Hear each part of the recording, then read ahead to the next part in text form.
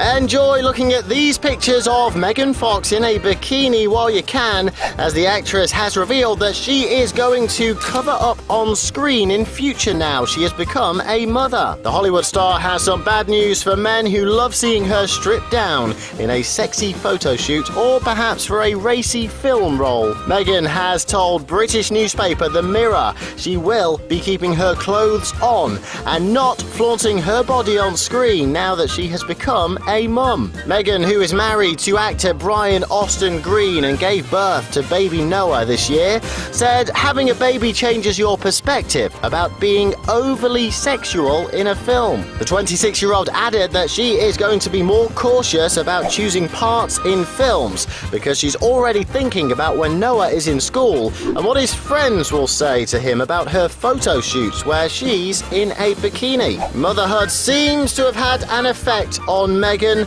although we'll definitely miss seeing her sizzling looks on screen.